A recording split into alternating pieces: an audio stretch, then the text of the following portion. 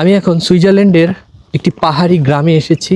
এখানে যতগুলো বাড়িঘর দেখতে পাচ্ছেন সবগুলো এখানকার স্থানীয় কৃষকদের বাড়িঘর।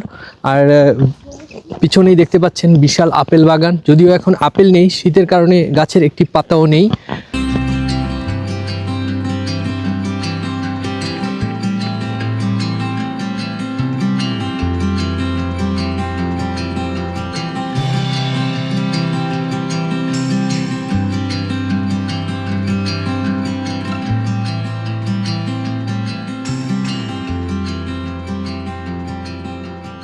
সমস্ত কৃষকদের বাড়িঘর এবং এখানটায় দেখতে পাচ্ছি আমি বাচ্চারা খেলছে।